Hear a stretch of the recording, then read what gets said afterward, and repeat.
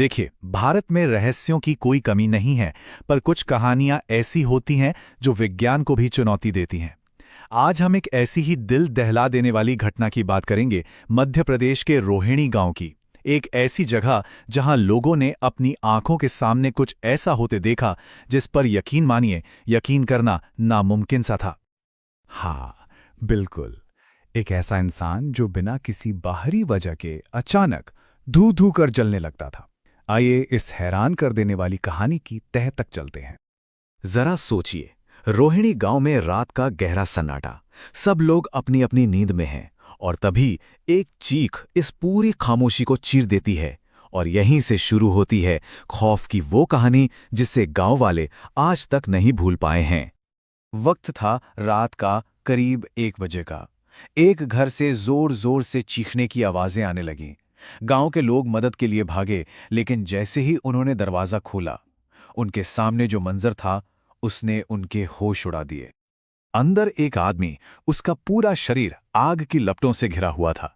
ये अपने आप में एक भयानक नजारा था, पर सबसे डरावनी बात ये नहीं थी। नहीं, सबसे डरावनी बात तो ये थी कि उस कमरे में आग लगने का कोई सामान, कोई जरिया ही नहीं था।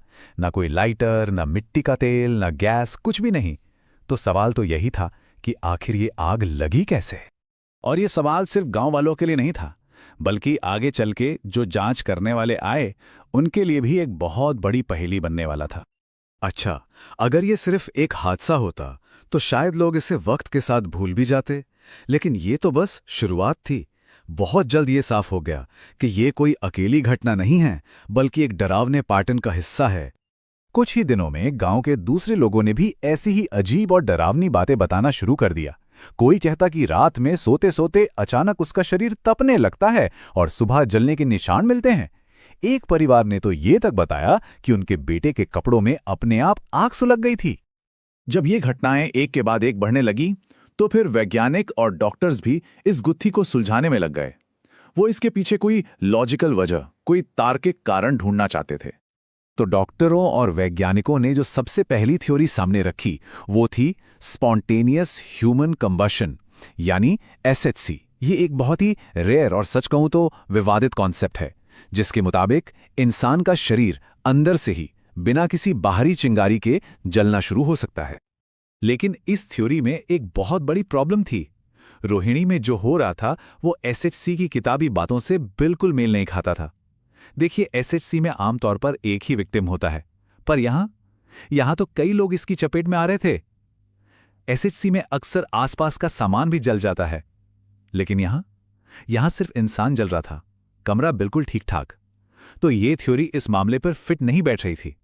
मतलब साफ था, जो सबसे लॉजिकल, सबसे साइंटिफिक जवाब हो सकता था, वो भी इस रहस्य को सुलझा नहीं पाया, और इसने इस पूरे मामले को और भी ज्यादा रहस्यमयी बना दिया।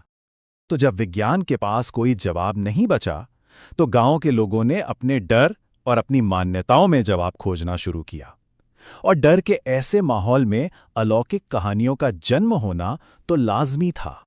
गांव में बातें होने लगी, कानाफूसी शुरू हो गई। कोई कहता कि यह सब काले जादू का असर है, तो किसी का मानना था कि गांव के पास जो पुराना कुआं है वो शापित है। और तो और कुछ चश्मदीदों ने एक और भी अजीब दावा किया। उनका कहना था कि रात के अंधेरे में उन्होंने एक नीली आग जैसी रोशनी को पूरे गांव में घूमते हुए देखा है। अब ये सुनकर तो लोगों का डर और भी बढ़ गया। वक्त बीतता गया, लेकिन ये रहस्य सुलझने की जगह और भी उलझता चला गया।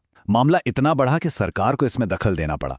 पर नतीजा आज भी एक सवाल ही है। सरकारी टीमें गांव पहुंची, सबूत इकट्ठे किए गए, सैंपल लिए गए, हर चीज की बारीकी से जांच हुई। लेकिन महीनों की इस पूरी मशक्कत के बाद भी नतीजा सिफर। फाइल बंद कर दी गई, पर सवाल वो आज भी जिंदा है। तो हम क्या समझे इससे? क्या ये उन गिने चुने मामलों में से एक था जो हमारी आज की साइंटिफिक समझ के दायरे से ही बाहर है? या फिर इसके पीछे कोई मनोवैज्ञानिक कारण था? क्या ये सिर्फ एक सामूहिक डर, जिसे मास हिस्टीरिया कहते हैं, वो था? जहां एक का डर पूरे समाज में ऐसे फैलता है कि लोग वो देखने लगते हैं जो शायद असल में है ही नहीं। और एक आखिरी संभावना, क्या ये सच में कोई असल घटना थी, कोई ऐसा नेचुरल फिनोमिनन जिसे समझने की तकनीक या ज्ञान हमारे पास अभी है ही नहीं? सच जो भी हो, रोहिणी गांव का ये अनसुलझा रहस्य आज भी हमें सोचने पर मजबूर जरूर करता है।